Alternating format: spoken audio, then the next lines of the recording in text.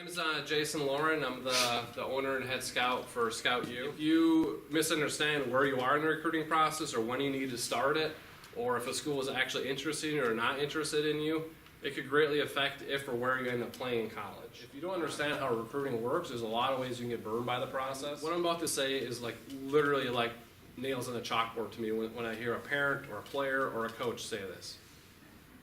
If you're good enough, the colleges will find you. Seriously, it's like nails on a chalkboard to me. If you think that, you're likely to be left behind in the recruiting process. You know, the NCAA's definition of getting recruited is that you've had an official visit with the school. That means they paid for for you to visit that school. You've had at least 2 phone conversations with that coach, not one, at least 2. Or you've had some arranged off-campus communication with them.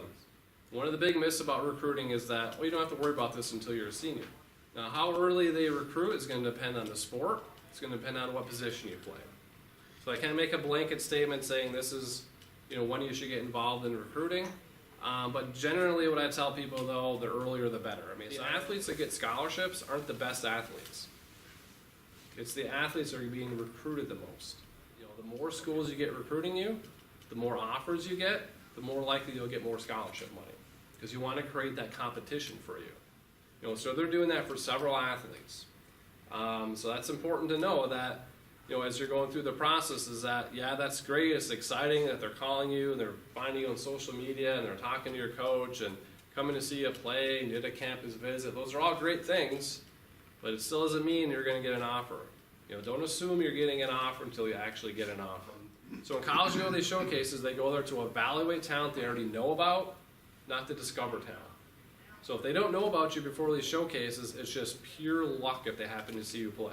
Keep in mind, they're sending those questionnaires out to hundreds or maybe thousands of athletes. Just because they contacted your coach doesn't mean they're interested in you. I hate to tell you this, but they're recruiting you, not your coach. So don't look at a camp invite as something that they're actually interested in you. But with that being said, I'm not saying you should never go to camps. I'm not saying, oh, well, they're just money makers and avoid all of them, but you want to be picky about which camps you go to. So if you're not one of those top players at that camp, the odds of them recruiting you, make you an offer are pretty much zero. So if they come watch you play, that's good. They just take out the time to come see you.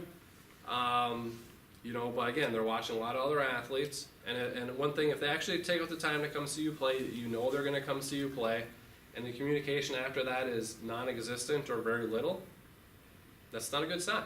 That means they're probably not interested. Obviously, you have to be good enough to play at colleges athletically for them to recruit you, but you also have to be good enough academically.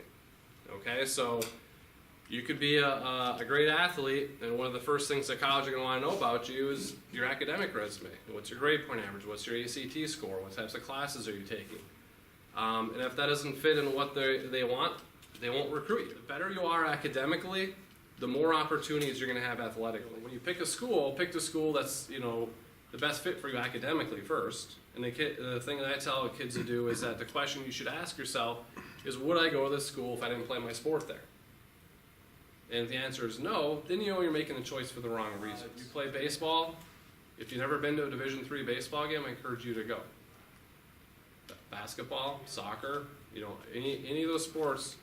Track, look at the times of these D3 schools. They're good, right? So don't take any shame that you're only getting recruited if you get recruited by Division III schools. You'd be surprised the talent level of Division III players. Now, with Division III, there's no athletic scholarships. But one of the myths about Division III is that what's the point? And I think a lot of times people shy away from Division III because they're uneducated on the fact that you actually can get scholarship money at Division III schools. Now, you're not going to get an athletic scholarship money, but you can get just as much or more money to play D3 as you could D1 or D2. But I've had plenty of kids that, believe it or not, they decide to go to a Division III school rather than a D1 or D2 school because they're getting a much better scholarship package from the D3 school. I call that the glitz and the glam. Yeah, you want some of the glitz and the glam. The kids get really hung up on that. You go to a campus visit and they want to show you all their fancy things with the program and the school and the weight facilities. You want those things. But that's more the icing on the cake. That's not why you go to a school. Because once you graduate from that school, none of that matters. What matters is your degree. What matters is the education that you got. I wish I had a magical answer here. Like, hey, everybody write down these 3 things and you'll get recruited.